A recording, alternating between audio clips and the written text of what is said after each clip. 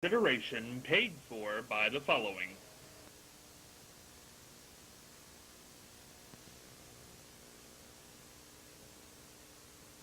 The Ohio Neck and Back Pain Relief Center, Scott M. Gray, D.C., across from the Marion Center between TSC and Kroger.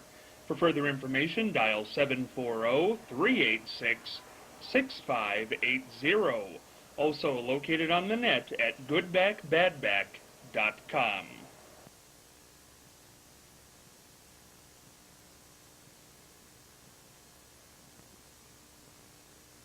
Marion Blue Racers football. Feel the heat, feel the excitement, the best fan experience going in Marion today.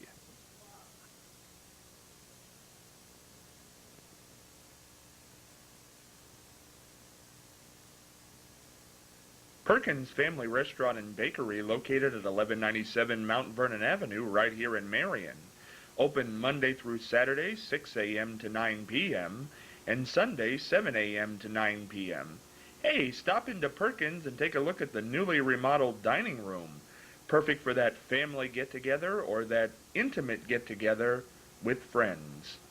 And hey, while you're there, check out the delicious items in the bakery. Perfect for all those Thanksgiving needs, as well as any pie, cookie, or muffin add-on to any meal. Also, check out the Get Crackin' and Biscuit Bake menus. Perkins Family Restaurant and Bakery, a family tradition in Marion for well over 30 years. From our family to yours. Hey, stop on by.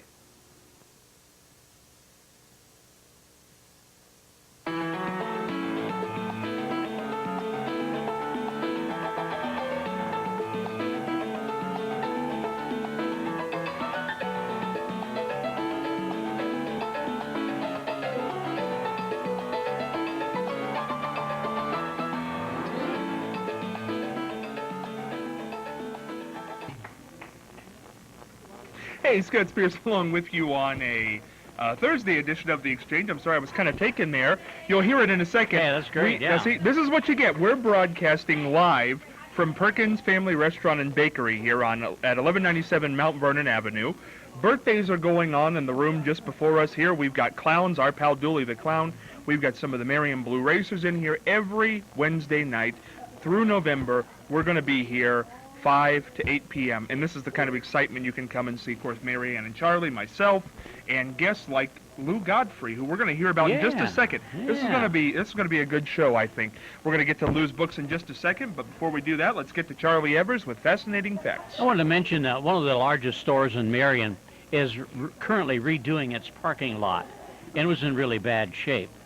Now remember, I talked about Vernon Heights Boulevard needed to be dug up and a new base put in. Yes. Instead, they're just resurfacing it. It will fade and crack. This other store is doing it right. They've graded down. They've added stone. They've rolled it and rolled it. They used a sheep's foot, which is the heaviest compactor. And when they're done with their asphalt parking lot, it's going to be wonderful. It won't fade away anymore. There you go. Now, only if they could do... What would a project do you guesstimate that would cost for the boulevard? Oh, my. A couple of million, probably. Yeah, that'd be rough. Yeah, it puts it out of the picture. I think it does. At least for a while. A few years. Mary Ann, words of wisdom today. Well, this week the theme has been risk nothing, risk everything. Friedrich Schiller is a German poet, and he's also an historian, and these are his words of wisdom. He that is overcautious will accomplish little. So we all have to take risks. Perfect. Have you ever taken any risks? I don't know. One time I ate some food you gave me, Mary Ann, and that was a risk. Well, that's not You're a good cook, I heard. Oh, really? No, Italian food. You said you don't cook often, No, I but when don't. you cook, it's good. Oh, naturally I would say that. Oh, it's not true. You were misleading me, Mary Ann. Oh, my goodness. I'll tell you a guy who took some risks, and that's Lou Godfrey. I found Lou on Facebook, did a little research, and found out he has an extensive life and has had an extensive career that continues today. He's written several books, Grandpa's Gems, Praise Ye the Lord, Traveling Uncharted Paths. Now that's a risk. That's a neat one. You Are Special 2. I assume there was a You Are Special 1. And Special Moments. So all kinds of great books here. Lou was in the Peace Corps, played softball, started playing softball when you were 70, Lou, am I right? I started when I was 10 years of age. Oh, you started, but you played 70 years. Yeah. Yes, I knew there was a 70 in there somewhere. So we've got Lou Godfrey here. Lou, the part of your life that was most interest to me was the Peace Corps. For people who don't know what the Peace Corps is, let's give a definition of what that is. Peace Corps is one of the best it's one of the best programs that we have in the United States. What we do, we go to foreign countries and we sort of, right now they want us to teach them an occupation. And at first it was just the college and high school people going over there for public relations. But now they want us to teach them an occupation now. And you never hear nothing about Peace Corps. We're bigger now than we ever were. The reason you hear nothing from us is because we've done everything right, we've not done anything wrong. That's good news. That's probably right. How many years have you spent in the Peace Corps? Just 2 years. 2 years. Where were you at? I go in the Dominican Republic. Now, were you teaching careers then, or were you teaching other things? I mean, when I went into Peace Corps? Yeah, yeah. I was a dairy farmer, started out, and then that was my background. And I was in agriculture advisor then. I went into Peace Corps due to my background. Lou, I know in Haiti, next door to Dominican Republic, the big thing is cutting down all the trees to make charcoal. How have they avoided a scarcity like that in the Dominican Republic? Over the Dominican Republic, you cannot cut down a tree without getting permission from the government. Wow. And they did not have that control over in Haiti. No, they have landslides and terrible conditions, yeah.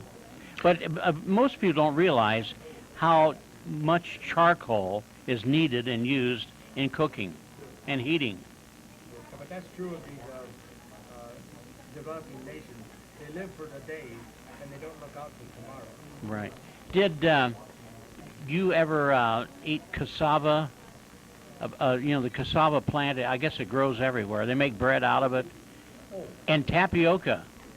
Yes, Yeah. So that's kind of what was your mainstay as far as food goes? It wasn't beans.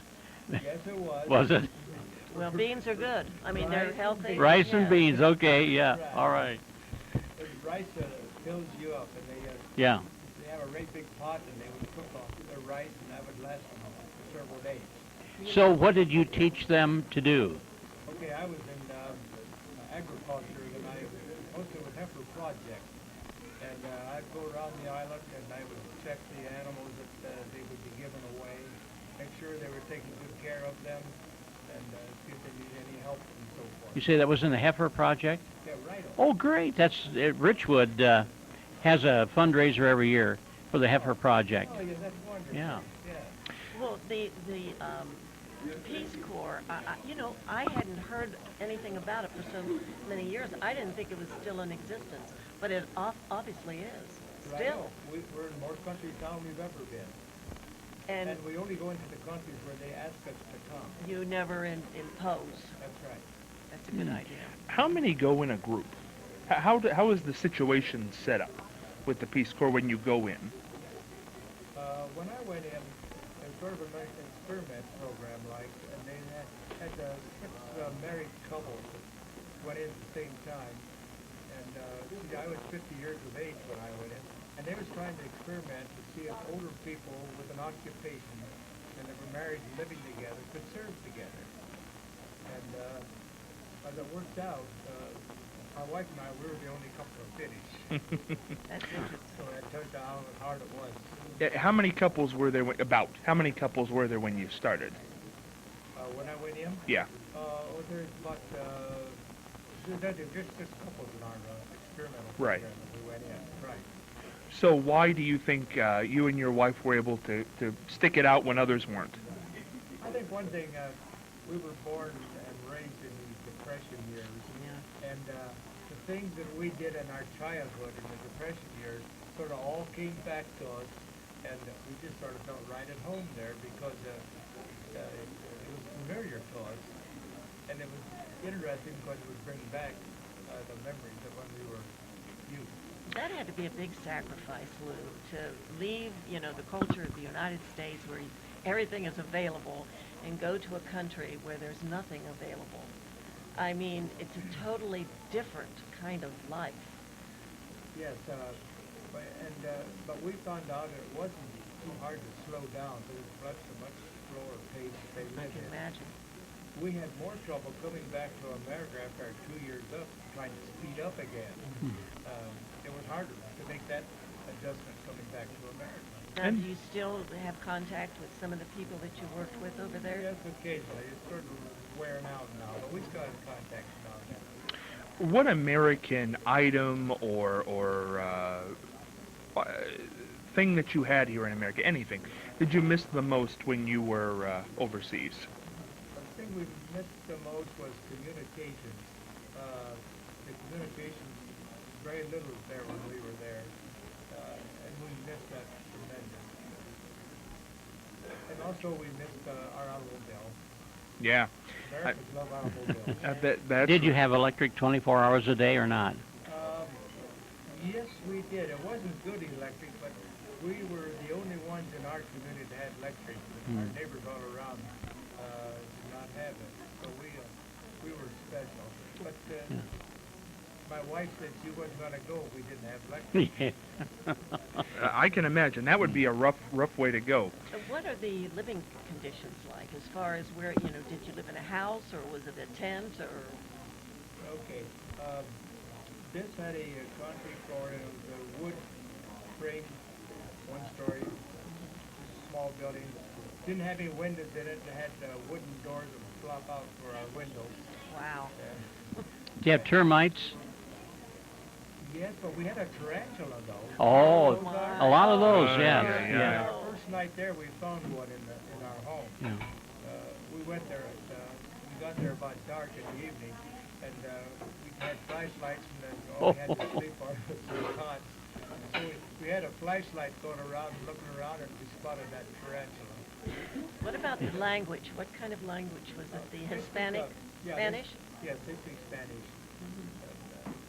And did you have to learn, or did you know Spanish before you went over? No, we didn't know a word of it before we went, but we soon learned to know that you're going to have to learn the communication. Right. Did they learn any English while you were yes, there? they loved it. I Were able to teach them certain words and expressions? right. I had a class that teaching them. Well, you obviously were older than most of the other. Yes, we were the oldest couple there, and the rest of them are all our children's age. They all call us mom and dad. Lou, I got to ask you, we started this program by talking about the many books you've written.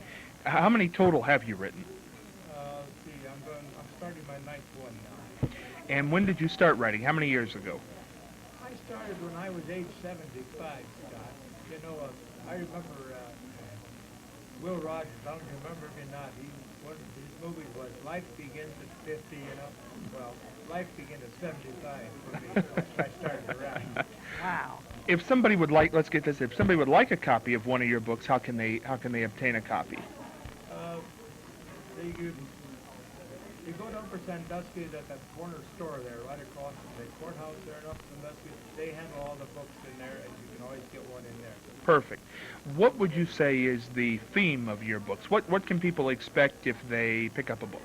Okay, my first book was about the Peace Corps experience, naturally. But then the rest of the books are about people.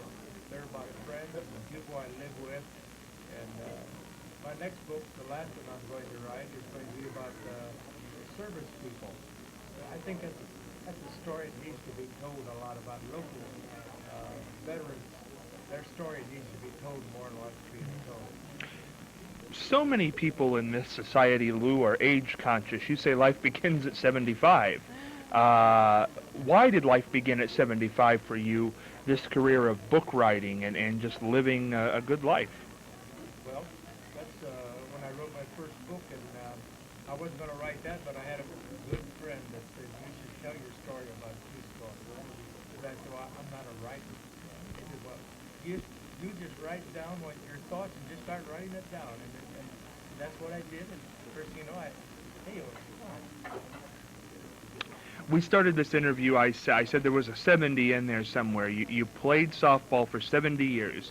You began at, what age was that again, Lou? I began at age 10 when I was in the 4-H club. So at least 80 here. When I was with the church again, just lobbing them up, and I was playing very slow at that age. So you retired from softball at age 80. Yes. How do you do that? There are people who are having all kinds of trouble by the time they're 80. They certainly are not playing softball. That's right. Hey, you just stick with it. You have good genetics, I'm sure. Yes. Good Yes, genes. Yes, I have a good background. Uh-huh. Well, what's the secret, Lou? We all want to know it. Yeah. Part of it's genetics, I'm sure, but there's something. How have you lived your life? What kind of foods have you eaten? What have you not done? What have you done? What is the secret to this long life? Because I know your age. You told me your age. I don't know if you want to mention it here or not. No, I'm 89. 89. Right. When as I say, I come up from the Depression, and all we had to eat was vegetables out of our garden. So to tell you, now they say you That's see a lot of good. vegetables. Yes. So see, naturally, I just Yeah. ate vegetables when I was younger. So do you attribute that to your long? Have you had any major health problems? Oh yes, I've had lots of I've had heart problems, I've had cancer, and I've had parasites in my liver, and I've had all kind of problems. Did you get the parasites from the years in the Peace Corps? Yeah, you're right. That's Yes, where I would picked 'em think up. so. I mean, I would think that would be a real Yeah, problem. very few. In fact, they didn't know what my problem was at first because they don't have it over here in America. Did you see a difference? Do you feel you made a difference when you were in the Peace Corps with those people? I mean, did you feel like you helped them? Oh, definitely, yes. In fact, I started a program they called Fondo Fiscalia, where we gave a small amount of money to someone to start an occupation like fixing bicycles or something like that. And today that program is recognized as the best aid program in the Caribbean. Wow, that's great. What would you consider to be the biggest, the highlight of your life, these 89 years so far? Well, one is pitching softball, and the other would be the Peace Corps experience, because that taught me so many things. It brought back my childhood life, and it taught me just how great we do have it today. And how many years were you there? 2 years. 2 yes. years? What made you decide to come back home? Or is there a regular period of time when you're supposed to go back home? Right, when you sign up for 2 years. 2 years. Yes, right on. So that's it. What do you consider, if you were giving somebody advice, I know you said you grew up, obviously nobody's going to come up during the Depression right now, but if you had to say, this is what I would do aside from genetics and those terrible things that can happen. If you want to make it to 89 years old, if you want to play softball for 70 years, this is a good idea. Maybe I shouldn't do this or I should do this. What are your tips on life? All right. You've heard this before. Do not smoke cigarettes. Yeah. Take it easy on alcohol. And exercise. Do you still exercise? Yes, I do. What kind of exercise? I do stretching exercise. That's I can't do excellent. running anymore, That's so I just excellent. stretch. Now, what is a Yeah. stretching exercise? For people out there who have no idea what that means. Okay. I lay down on my back and I pull my knees up with my stomach as much as I can, and then I touch my arms and I get the 3 fingers up and 0 exercise my fingers. I do exercises like that. That's good. What do you, what do you still want to do, Lou? What's left in this life to do? Oh, a lot of things that you do. I want to live to be 100 because of so many things I want to do, and I want to write another book or 2 yet. And then I still want to take a little more time to be with my family than what I'm spending with them right now, and my friends and so forth. How many members of your family? Well, all right, that's a good question. I have 3 children, and I have several grandchildren, and I have lots of great-grandchildren, and I have 3 great-great-grandchildren. Wow, that's neat. Isn't it? That's amazing. And Lou, I always ask people this. I think it's kind of interesting when somebody outlives the life expectancy. Do you fear death? For me, not Yeah. at all. Why at all. not? Because I have my faith and I'm not worried about dying because I know I'm going to have everlasting life. Very good. Well, the question would be, I guess, because we've talked about this several times on the show, what makes you sure of that? Is it all just faith, as they say? Okay, I had an experience when I was just a small, I'm barefooted, really nothing.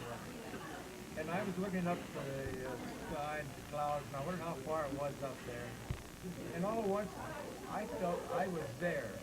And all at once, I felt myself going tremendous speed into space. And I said, oh God, I'm too young to die. Take me back. And all at once, I found myself back on the ground. And I realized that I had this experience that always stays with me, so I know now that someday I have a spirit, but God is within me, and someday it's going to fly in space. It's a Good. fascinating Yeah. life, Lou, and if anybody wants to get these books, my goodness, they need to head on over to Upper Sandusky and pick them up because it just sounds like a great life. Before we wrap up, something we haven't done in a long time here on the show, I want to jump into the mailbag because when you have somebody like Lou Godfrey here, this is a perfect question. The question is, have you ever felt ageism in society? And that is from Maggie from Marion. Have you ever felt ageism? When you reach a certain, I guess senior citizen I feel it every is day when I get up and look at myself in the mirror. Well, that's right from society, though, Marianne. That's your own opinion, which I think is wrong. Oh. Well, society, have you ever felt society has pushed you back or not let you do something? Oh, no, absolutely not. Okay, No, that's good. absolutely not. I think you can do whatever you think you can do. Yes, definitely. Lou has obviously age has never been a hindrance to you doing anything, but have you ever felt that other people looked at you and said, too old, can't do it? I hope not. I don't feel it, That's But there good. are people that do that. Well, Charlie and Definitely. Charlie, we've talked about this. Charlie, what's your opinion? You said you kind of feel pushed to the back sometimes. Well, those of us that are a little older, when you get down and can't get back up, that's when you bad. suddenly realize that you are rather old. Lou, do you have any method of getting back up once you're down working on something without grabbing a hold or having someone pull you up? Yes, Charlie, I think you know the answer to that. Yes, I have problems. I think Yeah, everybody we all gets to a do. certain age. Yeah. Right. Everything in your body is not working like it used to work. Yeah. But that's nature. That's normal, and you just make the best of it. So you feel it's internal more than Yeah. external? Okay. Oh no, I think it's external too, definitely. Well, how is it external? Because you can't do what you want to do. You know, I mean, just like Charlie said, sometimes when you get down, it's very difficult to get up, and I don't know, the body doesn't move like it used to. Okay, this is just a strange question, and what age does that start? What age does I'm sure it's different for everybody. When did that start for you, Marianne? Do you remember the first time you did something you said, oh, can't do that anymore? Yeah, it was in the early 70s. Really? And what? I felt pretty good up until then. What do you remember the situation? Do you want to say what it was? No, not any one thing. It's just that, you start to have aches and pains that you never had before. And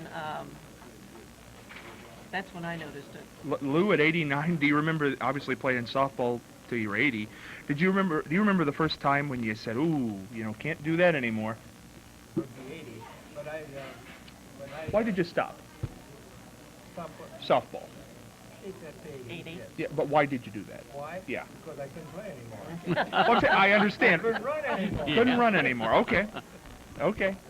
So I understand that. Charlie, do you remember a specific instance when you said, ooh?